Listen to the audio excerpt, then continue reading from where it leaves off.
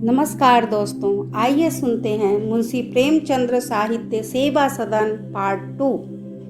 दरोगा जी के हलके में एक महंत रामदास रहते थे। वह साधुओं की एक गद्दी के महंत थे। उनके यहाँ कारोबार श्री बांके बिहारी जी के नाम पर होता था। बांके बिहारी जी लेन देन करते थे और 32 सैकड़ों से कम सूद न लेते थे। वह माल गुजारी वसूल करते थे, वही रहनामे बैनामे लिखते थे। श्री बांके बिहारी जी की रकम दबाने का किसी को साहस न होता था और न अपनी रकम के लिए कोई दूसरा आदमी उनसे कड़ाई कर सकता था। श्री बांके बिहारी जी को रुष्ट करके उस इलाके में रहना कठिन था। महंत रामदास के यहाँ 10-20 मोटे ताजे साधु अस्थायी रूप से रहते थे। वह अखाड़े में दंड पेलते, भैंस का ताजा दूध पीते, संध्या को दूधिया भंग छानते और गांजे चरस की चिलम तो कभी ठंडी न होने पाती थी। ऐसे बलवान जत्थे के विरुद्ध कौन सिर उठाता। महंत जी का अधिकारियों में खूब मान था। वह बांके बिहारी जी उन्हें खूब मोतीचूर के लड्डू और मोहन भोग खिलाते थे। उनके प्रसाद से कौन इनकार कर सकता था। ठाकुर जी संसार में आकर संसार की रीति पर चलते थे। महंत रामदास जब अपने इलाके की निगरानी करने निकलते तो उनका जुलूस राजसी ठाट बाट के साथ चलता था। सबसे आगे हाथी पर श्री बांके बिहारी जी की सवारी होती थी। उसके पीछे पालकी पर महंत जी चलते थे। उसके बाद साधुओं की सेना घोड़ों पर सवार राम नाम के झंडे लिए अपनी विचित्र शोभा दिखाती थी। ऊंटों पर छोलधारियां, डेरे और शामियाने लदे होते थे। यह दल जिस गांव में जा पहुंचता उसकी शामत आ जाती थी। इस साल महंत जी तीर्थ यात्रा करने गए थे। वहां से आकर उन्होंने एक बड़ा यज्ञ किया था। 1 महीने तक हवन कुंड जलता रहा। महीनों तक कड़ाह न उतरे। पूरे 10,000 महात्माओं का निमंत्रण था। इस यज्ञ के लिए इलाके के प्रत्येक आसामी से हल पीछे 5 रुपया चंदा उगाहा गया था। किसी ने खुशी से दिया, किसी ने उधार लेकर, और जिनके पास न था उसे रुका ही लिखना पड़ा। श्री बांके बिहारी जी की आज्ञा को कौन टाल सकता था। यदि ठाकुर जी की हार माननी पड़ी तो केवल एक अहिर से, जिसका नाम चेतू था। वह बूढ़ा दरिद्र आदमी था। कई साल से उसकी फसल खराब हो रही थी। थोड़े ही दिन हुए श्री बांके बिहारी जी ने उस पर इजाफा लगान की नालिश करके उसे ऋण के बोझ से और भी दबा दिया था। उसने यह चंदा देने से इनकार किया, यहाँ तक कि रुक्का भी ना लिखा। ठाकुर जी ऐसे द्रोही को भला कैसे क्षमा करते। एक दिन कई महात्मा चेतू को पकड़ लाए। ठाकुर द्वारे के सामने उस पर मार पड़ने लगी। चेतू भी बिगड़ा। हाथ तो बंधे हुए थे, मुंह से लात घूसों का जवाब देता रहा और जब तक जबान बंद न हो गई चुप न हुआ। इतना कष्ट देकर भी ठाकुर जी को संतोष न हुआ। उसी रात को उसके प्राण ही हर लिए। प्रातःकाल चौकीदार के थाने में रिपोर्ट की। दरोगा कृष्णचंद्र को मालूम हुआ मानो ईश्वर ने घर बैठे बिठाए सोने की चिड़िया उनके पास भेज दी, तहकीकात करने चले। लेकिन महंत जी की उस इलाके में ऐसी धाक जमी हुई थी कि दरोगा जी का कोई गवाही न मिल सकी। लोग एकांत में आकर उनसे सारा वृत्तांत कह जाते थे, पर कोई अपना बयान न देता था। इस प्रकार 3-4 दिन बीत गए। महंत जी पहले तो बहुत अकड़े रहे। उन्हें निश्चय था कि भेद न खुल सकेगा, लेकिन जब उन्हें पता चला कि दरोगा जी ने कई आदमियों को फोड़ लिया है तो कुछ नरम पड़े। अपने मुख्तार को दरोगा जी के पास भेजा। कुबेर की शरण ली। लेन देन की बातचीत होने लगी। कृष्णचंद्र ने कहा, मेरा हाल तो आप लोग जानते हैं कि रिश्वत को काला नाग समझता हूँ। मुख्तार ने कहा, हाँ यह तो मालूम है, किंतु साधु संतों पर कृपा रखनी ही चाहिए। इसके बाद दोनों सज्जनों में कानाफूसी हुई। मुख्तार ने कहा, नहीं सरकार, 5,000 बहुत होते हैं। पंडित महंत जी को आप जानते हैं, वह अपनी टेक पर आ जाएंगे तो चाहे फांसी ही हो जाए पर जौ भर न हटेंगे। ऐसा कीजिए कि आपको कष्ट न हो और आपका भी काम निकल जाए। अंत में 3,000 पर बात पक्की हो गई। पर कड़वी दवा की खरीद पर कर लाना, उसका काढ़ा बनाने और उसे उठाकर पीने में बड़ा अंतर है।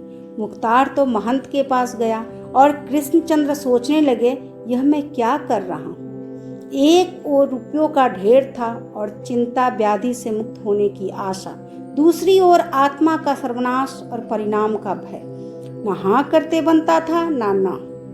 जन्म भर निर्लोभ रहने के बाद इस समय अपनी आत्मा का बलिदान करने में दरोगा जी को बड़ा दुख होता था। वह सोचते थे, यदि यही करना था तो आज से 25 साल पहले ही क्यों न किया। अब तक सोने की दीवार खड़ी कर दी होती। इलाके ले लिए होते। इतने दिनों तक त्याग का आनंद उठाने के बाद बुढ़ापे में यह कलंक, पर मन कहता था कि इसमें तुम्हारा क्या अपराध, तुमसे जब तक निभ सका निभाहा। भोग विलास के पीछे अधर्म नहीं किया, लेकिन जब देश काल प्रथा और अपने बंधुओं का लोभ तुम्हें कुमार्ग की ओर ले जा रहे हैं तो तुम्हारा दोष। तुम्हारी आत्मा अब भी पवित्र है, तुम ईश्वर के सामने अब भी निरपराध हो। इस प्रकार तर्क वितर्क करके दरोगा जी ने अपनी आत्मा को समझा लिया, लेकिन परिणाम का भय किसी तरह पीछा न छोड़ता था। उन्होंने कभी रिश्वत नहीं ली थी, हिम्मत न खोली थी। जिसने कभी किसी पर हाथ न उठाया हो वह सहसा तलवार का वार नहीं कर सकता। यदि कहीं बात खुल गई तो जेलखाने के सिवा और कहीं ठिकाना नहीं। सारी नेकनामी धूल में मिल जाएगी। आत्मा तर्क से परास्त हो सकती है, पर परिणाम का भय तर्क से दूर नहीं होता। वह पर्दा चाहता है। दरोगा जी ने यथासंभव इस मामले को गुप्त रखा। मुख्तार से ताकीद कर दी कि इस बात की भनक भी किसी के कान में न पड़ने पाए। थाने के कांस्टेबलों और अमलों से भी सारी बातें गुप्त रखी गई। रात के 9 बज गए थे। दरोगा जी ने अपने तीनों कांस्टेबलों को किसी बहाने से थाने के बाहर भेज दिया था। चौकीदारों को भी रसद का सामान जुटाने के लिए इधर उधर भेज दिया था और आप अकेले मुख्तार की राह देख रहे थे। मुख्तार अभी तक नहीं लौटा। कर क्या रहा है? चौकीदार सब आकर घर घेर लेंगे तो बड़ी मुश्किल पड़ेगी। इसी से मैंने कह दिया था कि जल्दी आना। अच्छा मान लो जो महंत 3000 पर राजी न हुआ तो? नहीं, इससे कम न लूँगा। इससे कम में विवाह हो ही नहीं सकता। दरोगा जी मन ही मन हिसाब करने लगे कि कितने रुपए दहेज में दूंगा और कितने खाने पीने में खर्च करूंगा। कोई आध घंटे के बाद मुख्तार के आने की आहट मिली। उनकी छाती धड़कने लगी। चारपाई से उठ बैठे, फिर पानदान खोलकर पान लगाने लगे कि इतने में मुख्तार भीतर आया। कृष्णचंद्र, कहिए। मुख्तार, महंत जी। कृष्णचंद्र ने दरवाजे की तरफ देखकर कहा, रुपये लाए या नहीं?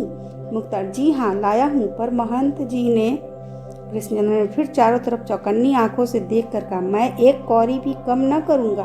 मुख्तार, अच्छा मेरा हक तो दीजिएगा ना। कृष्ण, अपना हक महंत जी से लेना। मुख्तार, 5 रुपया सैकड़ा तो हमारा बंधा हुआ है। कृष्ण, इसमें से एक कौड़ी भी ना मिलेगी। मैं अपनी आत्मा बेच रहा हूँ, कुछ लूट नहीं रहा हूँ। मुख्तार, आपकी जैसी मर्जी, पर मेरा हक मारा जाता है। कृष्ण, मेरे साथ चलना पड़ेगा। तुरंत बहली तैयार हुई और दोनों आदमी उस पर बैठकर चले।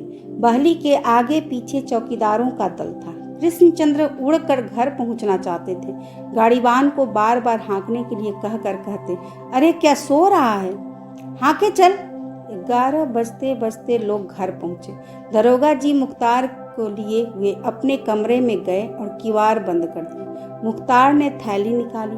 कुछ गिन्नियाँ थी, कुछ नोट और नगद रुपए। कृष्णचंद्र ने झट थैली ले ली और बिना देखे सुने उसे अपने संदूक में डालकर ताला लगा दिया। गंगाजली अभी तक उनकी राह देख रही थी। कृष्णचंद्र मुख्तार को विदा करके घर में गए। गंगाजली ने पूछा, इतनी देर क्यों की? कृष्ण, काम ही ऐसा आ पड़ा और दूर भी बहुत है। भोजन करके दरोगा जी लेटे, पर नींद न आती थी। स्त्री से रुपये की बात कहते उन्हें संकोच हो रहा था। गंगाजली को भी नींद न आती थी। वह बार बार पति के मुंह की ओर देखती, मानो पूछ रही थी कि बचे या डूबे। अंत में कृष्णचंद्र बोले, यदि तुम नदी के किनारे खड़ी हो और पीछे से एक शेर तुम्हारे ऊपर झपटे तो क्या करोगी? गंगाजली इस प्रश्न का अभिप्राय समझ गई, बोली, नदी में चली जाऊंगी। कृष्ण, चाहे डूब ही जाओ। गंगा, हाँ डूब जाना शेर के मुंह में पड़ने से अच्छा है। कृष्ण, अच्छा यदि तुम्हारे घर में आग लगी हो और दरवाजों से निकलने का रास्ता न हो तो क्या करोगी? छत पर चढ़ जाऊंगी और नीचे कूद पड़ूंगी। इन प्रश्नों का मतलब तुम्हारे में समझ में आया। गंगाजली ने दीन भाव से पति की ओर देखकर कहा, तब क्या ऐसी बेसमझ हूँ? कृष्ण, मैं कूद पड़ा हूँ, बचूंगा या डूब जाऊंगा यह मालूम नहीं।